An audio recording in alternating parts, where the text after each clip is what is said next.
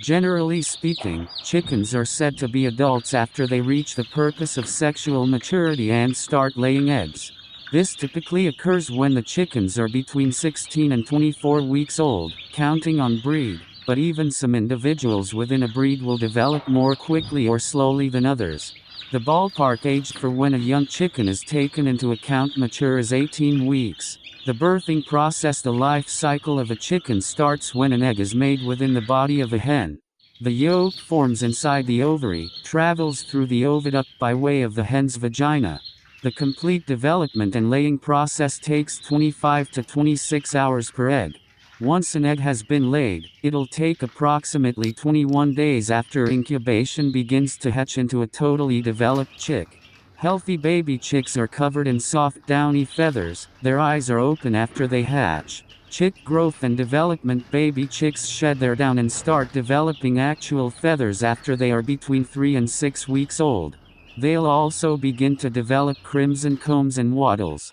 Growth can vary reckoning on breed, genetics and overall health, so check with your veterinarian if you have got any concerns about the way your birds are developing. The typical chicken will live between 8 to 10 years. Chicks need excellent nutrition to equip them to travel the journey from chick to totally feathered adult. From right down to feathers, from peeps to clucks, from an almost imperceptible nub on the highest of their heads to pretty red combs. A chicken undergoes the most important and most rapid transformation from the day they hatch up until about 8 weeks old, after they are almost at 3/4 of their adult weight. That's quite extraordinary, I know. So, what style of fuel do these amazing critters need for this awe-inspiring journey? Let's stake a peck and explore the nutritional needs of baby chicks. First things first, a baby chick needs access to fresh, clean water in the least times. Water plays a key role in a very baby chick's overall health and well-being by aiding most of its bodily functions. Chicks and mature chickens alike consume approximately double the number of water as compared to feed, and so, a scarcity of it can seriously affect a chick's health. For starters, to induce a jump start in life, chicks begin by pecking a chick starter. Chick starter contains all the essential nutrients a chick must grow and change into either an excellent egg layer or a strong cockadoodler. Typically, a chick will eat a starter misunderstanding until 8 weeks old. However, many commercial brands now sell chick starter as chick starter grower, and it's bored to death until point of lay-in hens or at 16 to 18 weeks for the young gentleman. A good alternative to commercial chick starter may be a wonderful concoction of 2 staple ingredients, eggs and oatmeal. Simply, hard-boil some eggs, mash them up and blend with oatmeal. Although, if you're raising an outsized number of fuzzy little chicks, feeding commercial starter may be a wise choice and is on the market at the most farm supply centers. The anatomy of chick starter begins with the most important nutrient, protein. Next to water, protein, both plant and animal, is that the second most essential nutrient for young chicks. This star bodybuilder stimulates the expansion of muscles, tissues and organs. It's basically what makes your wee ones grow. Be at liberty to supply your young chicks some small worms plucked after a spring or summer shower. Nature's homemade protein, carbohydrates, fats, and vitamins and minerals conjure the remainder of the cast of nutrients needed by your ever-growing wee chooks. Rest assured, though, within the incontrovertible fact that commercial chick starter comprises everything a baby chick must mature into a stunning hen or dapper rooster. Whilst I can provide you with some knowledge you get you started, it's our friends over at Chickenpedia which will provide you with a completely comprehensive guide to raising baby chickens. They cover everything you wish, from food and water to temperature and vaccinations, so you will be able to experience all the triumphs and avoid disasters with these precious little fluff balls. Now, let's get right down to the nitty-gritty matter of offering your baby chicks grit. Do baby chicks or growing young chicks need grit? Basically, if your babies are only eating starter, then they really don't need added grit. If, however, you start adding supplemental foods like kitchen scraps and treats, then a touch bit of grit is critical to assist digestion. Grit is exactly what it sounds like: minute pieces of earth, stone, and sand. If you reside during a nice temperate climate, and your babies are out and about much of the time, they'll possibly peck up sufficient grit to balance out their diet. Do you give your baby chicks shell grit?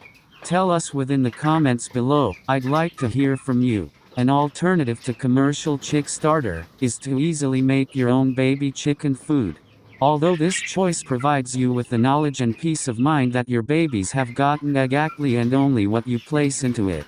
It's a posh process and may be difficult attempting to get all the mandatory ingredients and so measuring out the exact quantities. There really are not any guidelines on the number of feed to supply baby chicks. Being the always hungry, ravenous little critters that they're, it's just fine to stay their feeders filled and at the ready. They'll peck and peck until their little bodies allow them to know they've reached their fill. Then, being the expert little poopers that they'll poop it right out again. Time to wash the bedding, yet again. Such is that the lifetime of a chicken keeper, aren't you the lucky clucky one? Why? Within the past few decades, as people became more responsive to their health and their wallets, consumer demand for chicken as a primary protein source has continued to climb. In fact, the demand for chicken is projected to extend 50% by 2050, and with consumer demand comes more choice. A chicken's rate is measured by how long it takes the chicken to succeed in market weight. Irrespective of how it's bred, chicken could be a tremendous protein source, incredibly versatile, and one among the foremost efficient proteins, meaning for each pound of feed and each gallon of water we invest in our birds, we come back to a bigger amount of meat than with most other livestock and poultry. What's the difference between conventionally bred broiler chickens and slow-growth heritage broiler chicken? Conventionally bred broiler chickens, most of the chicken available within the stores today comes from flocks that grow to plug weight in about 48 days on the average, using fewer natural resources, therefore more sustainably. Compared to 25 years ago, today's chickens now require 7% less feed per pound to grow. Considering our national broiler flock eats about 57 million plenty of feed PA. That's lots of resources saved. Slow-growth heritage broiler chickens, slower growing chickens or heritage breeds are chickens that may take almost twice as long to succeed in market weight, about 81 days typically, because they are doing not convert feed to muscle as quickly. Thanks to this, these breeds require more feed, fuel, water and land per pound of meat to sustain their growth. As such, these products are typically 3 times dearer than their counterparts. What are the challenges of phasing in slower growing broilers to chicken farms? The biggest challenge in developing a breed for this market isn't slow growth itself, but the implications this has for the efficiency of how the birds convert feed to muscle, feed efficiency, and also the greater resources required to grow poultry. This can be not simply a price factor, but has big implications for sustainability and also the environmental impact of poultry production as an entire, as demand for chicken continues to escalate. All animals require a particular amount of energy daily to take care of themselves. Slower growing birds will have greater total energy requirements because it takes more days for them to succeed in market weight. Which means more corn and soybeans to feed them, more land and water to grow the feed, more fuel and emissions for transportation, and more manure produced. Should I select faster growing or slower growing chicken for my family? Everyone who purchases food for his or her family does so for a distinct reason, with different needs, wants and goals in mind: taste, price, values or convenience. Irrespective of what reasonably chicken you decide on, be it organic, free-range, slow-growing, or conventional chicken, you will have a nutritious, delicious, simple and versatile meal that your whole family is certain to enjoy. Chicken producers are within the business of providing you and your family with choices in grocery stores and restaurants. Are faster-growing chickens causing quality problems with the meat? You may have heard a few condition that affects the standard of allotable percentage of misshapenness meat. Woody breast, because it is usually called, describes a high-quality issue stemming from a muscle abnormality during a small percentage of chicken meat within the U.S. This condition causes pigeon breast meat to be hard to the touch and sometimes pale in color with poor quality texture.